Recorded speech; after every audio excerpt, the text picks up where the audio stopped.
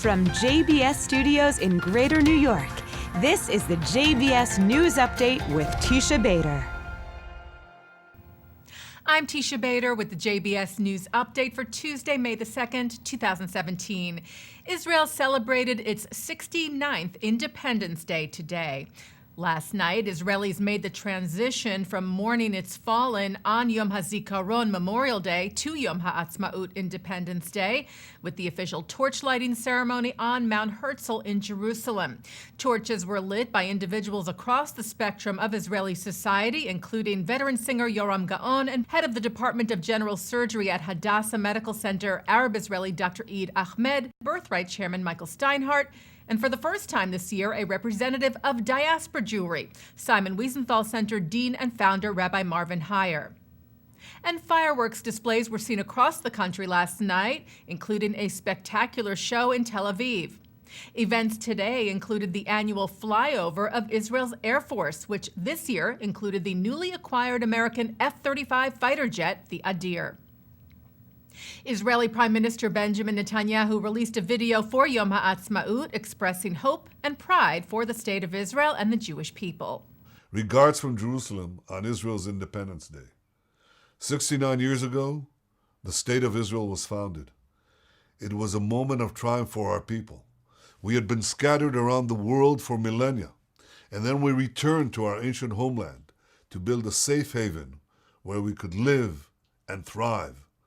Now, many doubted that this tiny state of Israel would survive.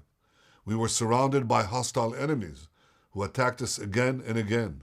So perhaps for some, this skepticism was warranted. But survive we did. Much more than that. We thrived. Today, Israel is strong, democratic, prosperous. And I have no doubt that in the coming 69 years, Israel will continue to thrive, be strong, and prosperous. Our story is a story of hope, not just for the Jewish people, but for all of humanity. We persevere through adversity against all odds. Anyone fighting for a just cause, fighting against seemingly insurmountable odds, could draw inspiration from our story. Happy Independence Day to all of our friends around the world. And staying with the Prime Minister, Netanyahu strongly criticized the resolution passed today by UNESCO, the United Nations Educational, Scientific, and Cultural Organization, that rejects the Jewish state's sovereignty over any part of Jerusalem. The resolution, called Occupied Palestine, was approved by a vote of 22 to 10, with 23 countries abstaining and 3 absent. It calls on Israel to rescind any, quote, legislative and administrative measures and actions it has taken to, quote, alter the character and status of Jerusalem, and rejects the idea that the city is one unified whole and governed solely by Israel. The resolution was submitted by Algeria, Egypt, Lebanon, Morocco, Oman, Qatar, and Sudan, and was held today on Israel's Independence Day. The 10 countries that voted against the resolution were the United States, the UK, Italy, the Netherlands, Lithuania, Greece, Paraguay, Ukraine, Togo, and Germany. Netanyahu, speaking from the residence of Israel's President Reuven Rivlin in Jerusalem, called the vote absurd, but also noted an important shift. Netanyahu said today there are more countries that support Israel or abstain from voting against it than countries that oppose Israel. He said it's a change for the first time. Israel's ambassador to UNESCO said the vote was a new low, even by UNESCO standards. Addressing the Palestinian representative and other Arab representatives, and draped in an Israeli flag, Carmel Shammah-Cohen said the State of Israel is celebrating today, 69 years, in spite of your many efforts to undermine Israel. He said you might win a few more meaningless votes, but as long as this is your chosen path, you will never have a state. He said you might think you won today, but actually you lost again, adding, we would love not to win over you, but win with you. It is time for you to realize we are your neighbors, and we shall forever be. Your loss is our loss, and our win could be your win, and vice versa. And Jewish organizations here in the U.S. slammed the UNESCO vote as well. CEO of the American Jewish Committee, David Harris, thanked the countries that stood with Israel for their, quote, moral leadership in unequivocally rejecting this malicious Arab-sponsored resolution.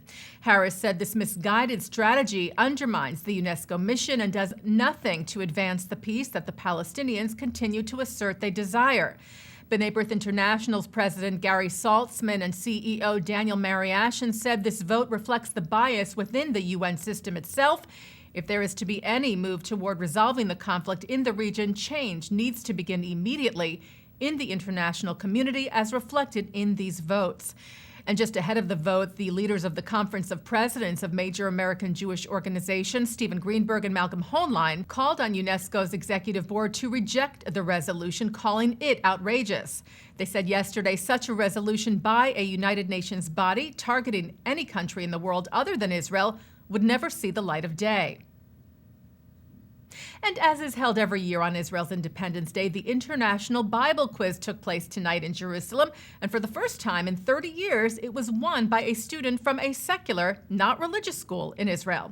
15-year-old Sagiv Lugassi told Ynet that he prepared for 2 years for the contest. And American student Shlomo Helfgott came in 4th place at the competition, which is organized by Israel's Education Ministry, the IDF, the Jewish Agency, and the Jewish National Fund. And this year saw participation of over 70 teenagers from 39 countries. Also in Jerusalem today, Israel's president and prime minister recognized Israeli soldiers for their outstanding and distinguished service. 120 IDF soldiers were honored at the president's residence for excellence. And taking a look now at our programming for tonight on JBS for Tuesday, May the 2nd. At 7 o'clock, remarks from AIPAC by the founder of Christians United for Israel, Pastor John Hagee. At 8, former U.S. Ambassador to Israel Dan Shapiro and Rabbi Elliot Cosgrove discuss U.S.-Israeli relations and the future of Zionism, with Lisa Holstein of Hadassah Magazine in a program of the Park Avenue Synagogue, the Jewish Week, and Hadassah. At 9, Mark Golub sits down with former Israeli ambassador to the U.S., Michael Oren, on L'chaim, and at 10, a concert with Israeli singer-songwriter David Broza. And coming up right after this newscast tonight at 6:30, I sit in for Mark Golub on In the News. And that's the JBS News Update for Tuesday, May the 2nd, 2017. I'm Teisha Bader.